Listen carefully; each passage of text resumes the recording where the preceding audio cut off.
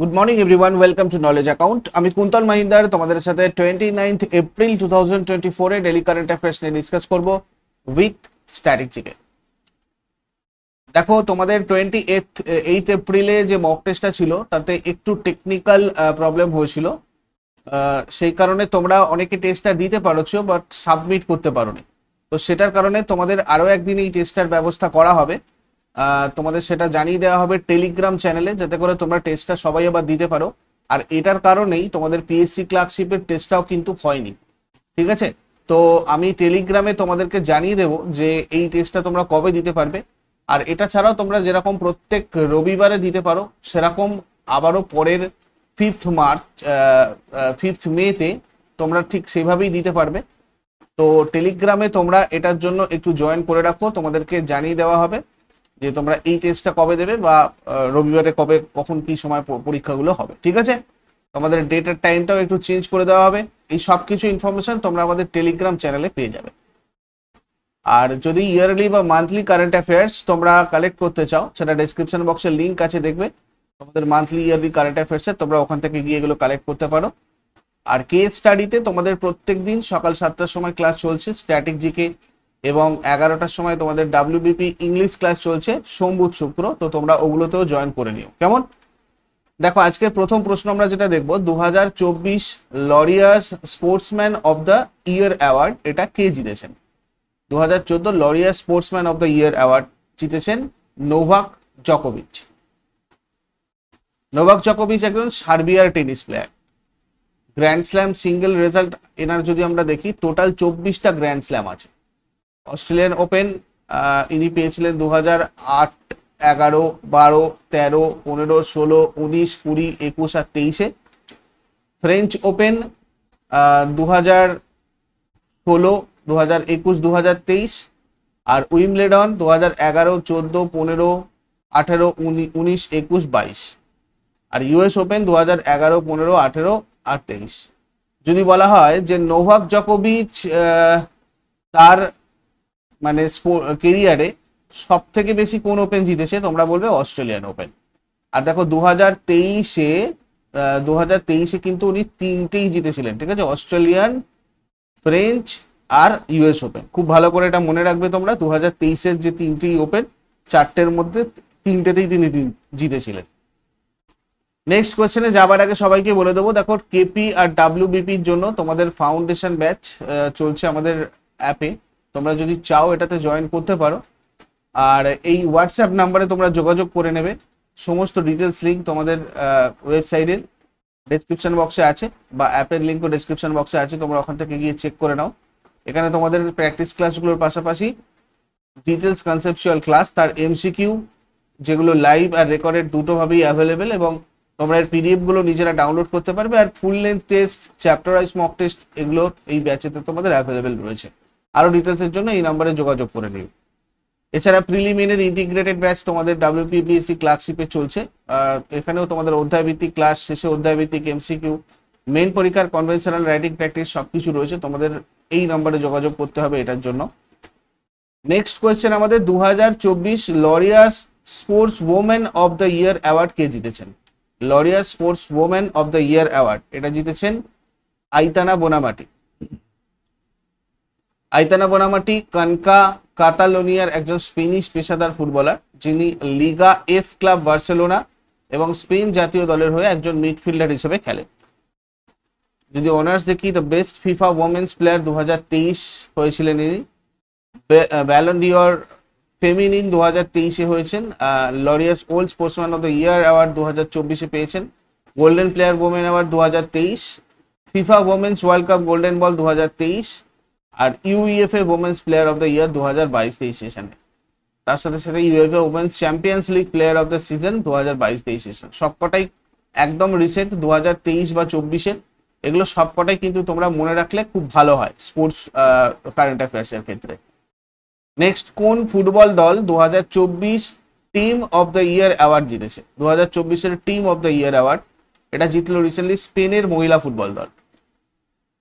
List of 2024 Laureus sports awards. দেখো, Laureus ওয়ার্ল্ডের দিক থেকে যদি আমরা দেখি, sportsman of the year award Novak জোকোভিচ, sports women of the year award Aitana Bonmati, comeback of the year award Simone Biles, breakthrough of the year award Jude Bellingham, team of the year award Spain women's football team. Action sportsperson of the year হচ্ছে তোমার Arisa Trew. Laureus sports for good award Fundacion Rafa Nadal. Actually মানে sportsperson of the year with a disability award পেয়েছেন Diede de Groot. কেমন? Next, কোন ভারতীয় খেলোয়াড় L'Oréal sporting movement award জিতেছেন? যদি তোমাদের প্রশ্ন আসে এর সাথে সাথে জেনে রাখবে সচিন তেন্ডুলকার। ঠিক আছে, লরিয়াল স্পোর্টস অ্যাওয়ার্ডের জন্য এখনো পর্যন্ত কতজন ভারতীয় মনোনীত হয়েছেন? ভারতীয়রা কতজন পেয়েছেন মনোনীত হয়েছেন? অ্যাকচুয়ালি সচিন তেন্ডুলকার, ভিনেশ ফোগাট, নীরাজ চোপড়া। তারপরে চলে এসো, কোন প্রাক্তন ভারতীয় ক্রিকেটারকে 2024 সালের আইসিসি পুরুষদের টি-20 বিশ্বকাপ 2024-এর অ্যাম্বাসাডার হিসেবে নিযুক্ত করা হয়েছে? তো যুবরাজ সিংকে নিযুক্ত করা হয়েছে। এক্ষেত্রে যুবরাজ সিং এর আগে আইসিসি পুরুষদের টি-20 বিশ্বকাপ 2024-এর দূত হিসাবে কাকে ঘোষণা করা হয়েছে? ক্রিস গেল আর উইসেন বোল্টকে। আইসিসি পুরুষদের টি-20 বিশ্বকাপ 1 থেকে 29 জুন 2024 পর্যন্ত ওয়েস্ট ইন্ডিজ এবং মার্কিন যুক্তরাষ্ট্রে অনুষ্ঠিত হবে। 2024-এর আইসিসি মেন্স টি-20 ওয়ার্ল্ড কাপ তোমার হচ্ছে 9th এডিশন। আর 2024-এর আইসিসি মেন্স টি-20 ওয়ার্ল্ড কাপ এর হোস্ট কান্ট্রি হচ্ছে অস্ট্রেলিয়া। চ্যাম্পিয়ন হয়েছিল England, second title runner up Pakistan. Player of the series Sam Curran England থেকে। মোস্ট রান, সব থেকে বেশি রান করেছিল বিরাট কোহলি 296। মোস্ট উইকেট ওয়ানিন্দু হাসারাঙ্গা 15টা উইকেট শ্রীলঙ্কা থেকে। আর 2026-এর যে আইসিসি মেন্স টি-20 ওয়ার্ল্ড কাপ এটা হবে তোমার ইন্ডিয়াতে আর শ্রীলঙ্কাতে। 2028-এর যে আইসিসি মেন্স টি-20 ওয়ার্ল্ড কাপ এটা হবে অস্ট্রেলিয়া নিউজিল্যান্ডে। তারপরে 2024 সালে বিশ্বে আম উৎপাদনে প্রথম স্থানে আছে কোন দেশ? আম উৎপাদনে প্রথম স্থানে আছে হচ্ছে তোমার ইন্ডিয়া, মানে ভারত। দেখো, ফার্স্ট পজিশনে রয়েছে India, total 25 million metric ton আম উৎপাদন করেছে। তারপরে China, Indonesia, Pakistan, Mexico, Brazil, Malawi, Thailand, Bangladesh এবং ভিয়েতনাম রয়েছে। তারপরে 2024 সালে বিশ্বে কয়লা উৎপাদনে প্রথম স্থানে আছে কোন দেশ? কয়লা উৎপাদনে প্রথম স্থানে রয়েছে হচ্ছে তোমার চীন।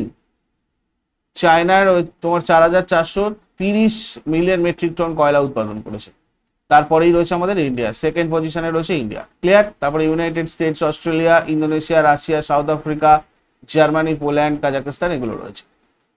দেখো, কয়লার র্যাঙ্ক কার্বনে রূপান্তরিত উদ্ভিদের পরিমাণের উপর ভিত্তি করে, ঠিক আছে, 4 ধরনের কয়লা হয় অ্যাকচুয়ালি: অ্যান্থ্রাসাইট, বিটুমিনাস, লিগনাইট আর পিট। এর মধ্যে অ্যান্থ্রাসাইট হচ্ছে সর্বোত্তম মানের কয়লা, কেননা এখানে 80 থেকে 95% তোমার হচ্ছে কয়লা কার্বন থাকে। আর এটা নীল শিখা দিয়ে ধীরে ধীরে প্রজ্বলিত হয় এবং জম্মু কাশ্মীরে অল্প পরিমাণে এটা পাওয়াও যায়। এটা খুব কম উদ্বায়ী পদার্থ আর কি। আর বিটুমিনাস হচ্ছে নরম কয়লা, সবচেয়ে ব্যাপকভাবে উপলব্ধ এবং ব্যবহৃত কয়লা। বিটুমেন নামক এক তরল থেকে নাম এসেছে। এটাতে 40 থেকে 80% কার্বন থাকে। এর আর্দ্রতা, এটা একটা উদ্বায়ী বস্তু। এবং লিগনাইট যদি দেখি, এটাকে বাদামি কয়লা বলে। এটা খুব নিম্নমানের কয়লা হয়, 40 থেকে 55% মতো কার্বন থাকে, গাঢ় থেকে কালো বাদামি বর্ণের হয় এটা। আর পিট হচ্ছে সব থেকে একদম নিম্নমানের কয়লা, এতে 40 থেকে 55%-এরও কম কার্বন থাকে। আর এটা প্রচুর উদ্বায়ী এবং প্রচুর আর্দ্রতা রয়েছে। তারপরে হচ্ছে ATP Barcelona open 500, ATP Barcelona open 500 পুরুষ একক বিভাগে কে জিতেছে? পুরুষ একক মেন সিঙ্গেলসে জিতেছে হচ্ছে তোমার ক্যাসপার রুড। এই ক্যাসপার রুড নরওয়ের একজন টেনিস প্লেয়ার, এটা ভালো করে মনে রাখবে। গ্রিসের টেনিস প্লেয়ার স্টেফানোস সিটসিপাসকে হারিয়ে এই খেতাবটা ইনি জিতেছেন। তারপরে ফাইন্যান্সিয়াল সার্ভিসেস ইনস্টিটিউশন ব্যুরো কাকে স্টেট ব্যাংক অফ ইন্ডিয়ার ম্যানেজিং ডিরেক্টর পদের জন্য মনোনীত করেছে? স্টেট ব্যাংক অফ ইন্ডিয়ার ম্যানেজিং ডিরেক্টর হিসেবে মনোনীত করলো রানা আশুতোষ কুমার সিংকে। দেখো, স্টেট ব্যাংক অফ ইন্ডিয়ার বর্তমানে চেয়ারম্যান রয়েছেন শ্রী দীনেশ কুমার খাড়া। এর হেডকোয়ার্টার মুম্বাই বা Maharashtra. CFO chief financial officer রয়েছেন কামেশ্বর রাও কোদাবন্তী। আর ইম্পেরিয়াল ব্যাংক অফ ইন্ডিয়া এটার নাম ছিল 1921 থেকে 1955 পর্যন্ত। তার আগে 1806 থেকে 1921 এর নাম ছিল ব্যাংক অফ ক্যালকাটা। আর 1840 থেকে 1921 পর্যন্ত ছিল ব্যাংক অফ বোম্বে। আর 1843 থেকে 1921 এটার নাম ছিল ব্যাংক অফ মাদ্রাজ। তারপরে ফাইন্যান্সিয়াল সার্ভিসেস ইনস্টিটিউশন ব্যুরো কাকে ইন্ডিয়ান ব্যাংকের ম্যানেজিং ডিরেক্টর পদের জন্য মনোনীত করেছে?